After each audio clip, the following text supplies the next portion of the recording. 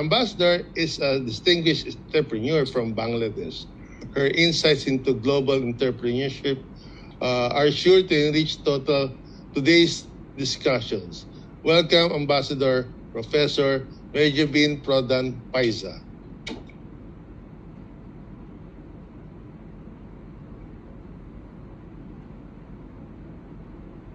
Kindly unmute. Yeah. Okay, thank you. Thank you. Okay. Thank you very much for having me in this wonderful conference, and thanks to Dr. Raymond for organizing such excellent conference and coming up with this very crucial topic to discuss and reflect on.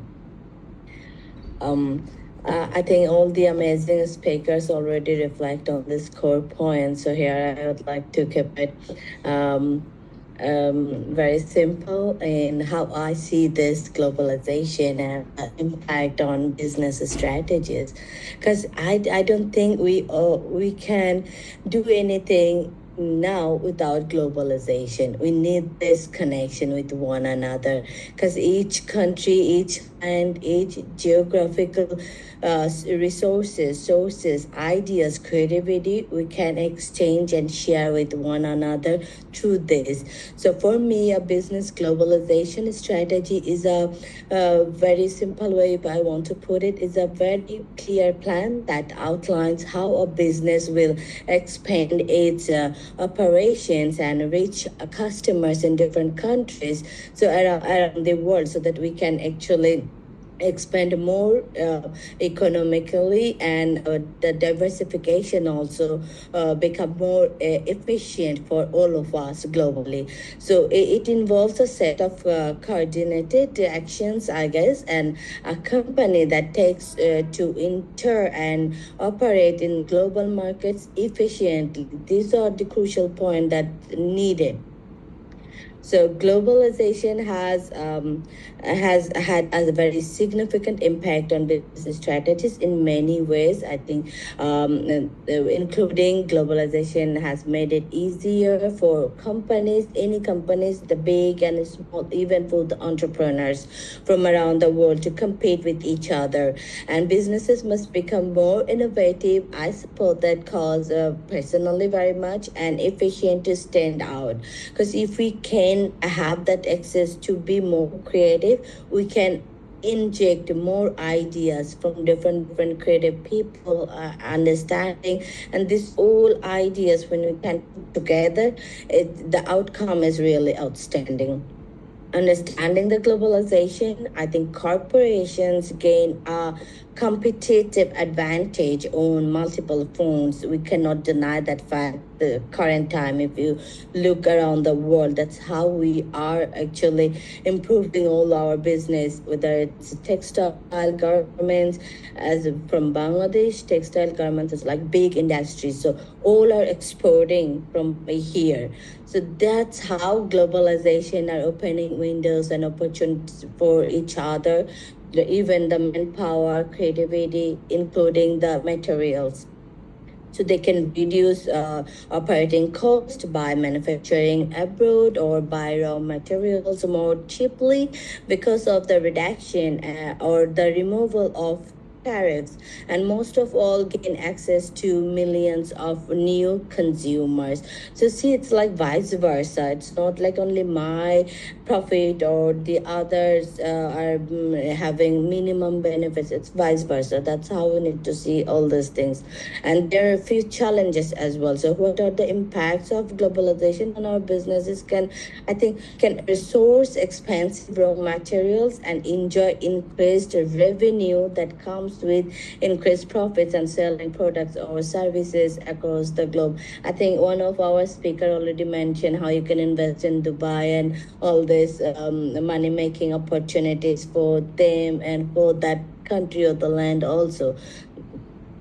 And definition, effects, and impact. I think that lesson I personally want to ignite and emphasize on this for the students and the youth mind. We don't. I think sometimes we try to skip the fact about financial matter to educate people's mind, especially the youth. So I think this part should be included here.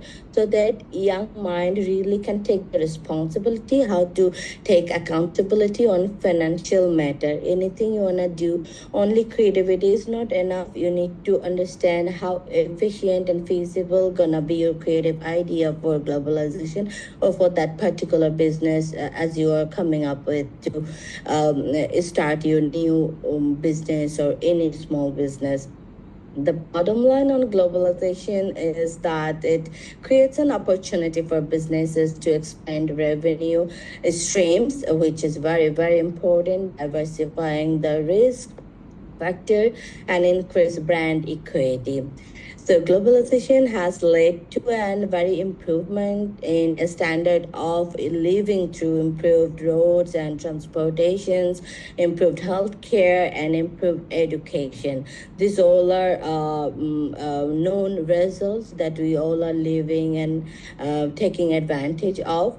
So on the economy, if I include this part separately, the displacement of workers due to the outsourcing of jobs, then increased competition from imports, and the decline of certain industries and certain particular like artisans of local handcraft works.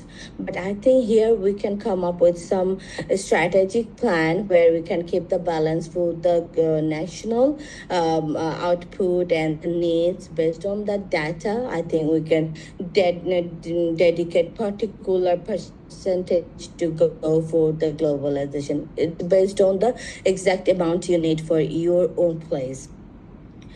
And here I would like to address four globalization strategies, mainly that we all need to our people, especially the young mind. I really want to ignite their mindset. That's very important. So multinational corporations always choose from among these four basic international strategies. International, which any product or anything, all you need to know the demand and needs if it has the same kind of. I think based on the study, the data shows 50 to 80% are there. So multi-domestic, global, and transitional. So these strategies vary depending on two purchases, two pressures. One is like on emphasizing low cost and efficiency and responding to the local culture and the needs. So here are the big factors to address the cultural habits, likes, and comfort.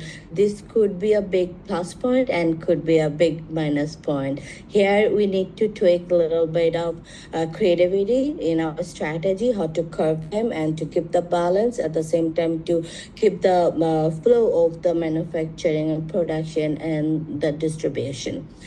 So how can business, we actually can deal with the globalization and those obligations that we are facing right now, overcoming, I think, the challenges for business to find suppliers and maintaining the time. Sometimes if you cannot deliver the product on time, the company can anytime, terminate this order, even after passing this LC, this and that. So it's a long procedure.